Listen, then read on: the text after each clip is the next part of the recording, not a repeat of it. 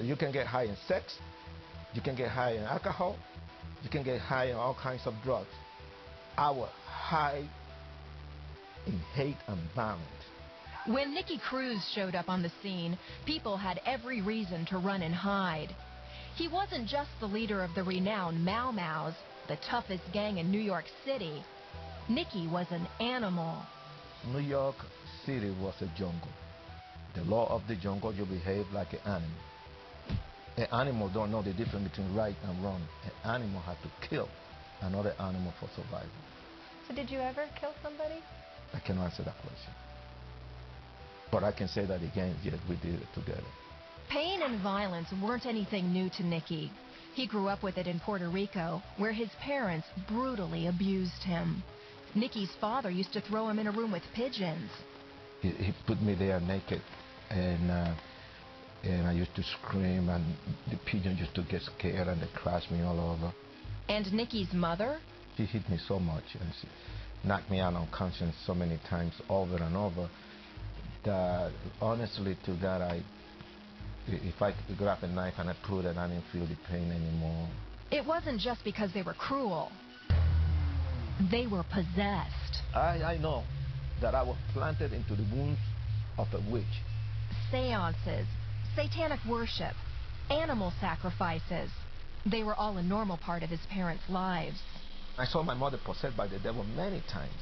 My mother had to eat everything when she was under the influence of Satan. So, oh my God, all those animals sacrificed, all the blood that was shared, and the smell that was of repulsive, and the spirit that used to manifest, it was scary. So when he hit the streets of New York, Nicky was a hardened man, void of love, full of hate. I want to do to others what my mother did to me, period. I want to know how it feels to get hurt. And I used to feel good when I used to hurt some people. But alone in his tiny apartment in the projects, he didn't feel good. Privately, when I was alone, loneliness became like a seductive woman that crawled inside of my chest and eat me. And I was there twisting and fighting, and I felt so lost. The most that you can live in the way I used to live is 20 years. And I was 19 already. 1 year, I'll be dead. Only two people saw the desperate condition of Nicky's heart. One was a psychologist. He told me about fight time. There's a dark side in your life that nobody can penetrate. Nicky, you're walking straight to jail, the electric chair, and hell, and there's no hope.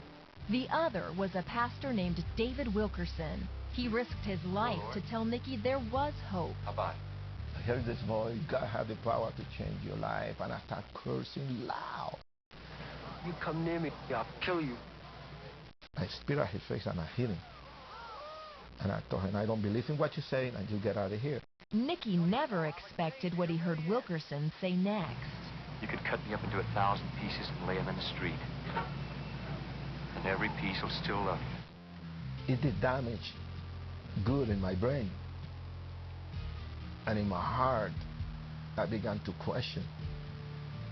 And for 2 weeks, I could not sleep thinking about love. Nicky and his gang showed up at one of Wilkerson's rallies, and one by one, they gave their lives to Christ. It was the crucifixion, Jesus' death on the cross, that grabbed Nicky. I never heard it. And I fell for him. When he died on that cross, he was a man like you. You had the same fears and the same feelings that you have. A little boy began to think about where I was hurt.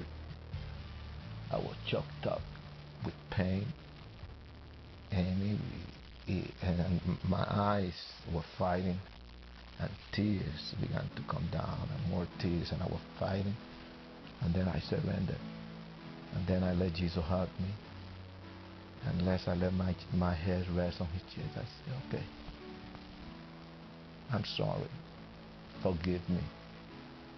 And for the first time, I told somebody, I love you. And I told her, I love you, Jesus. The love Nicky got in return radically changed his life. And when I opened my eyes, I got a new heart. I have been born again. I'm a child of the Lord. Nicky left the gang scene. He enrolled in Bible college and met Gloria. The two married and moved back to New York City, where they ran Teen Challenge, a program to help troubled teens.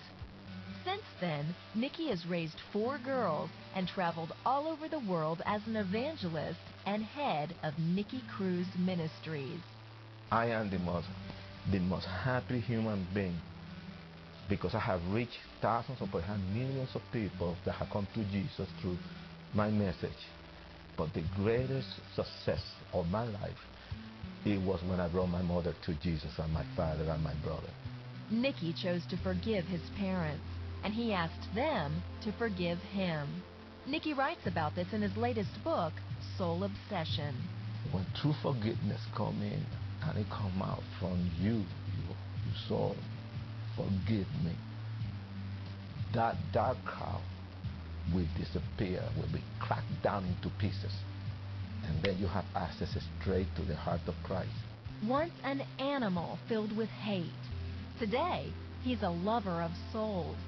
Now if you met Nicky Cruz on the streets, you probably wouldn't run from him.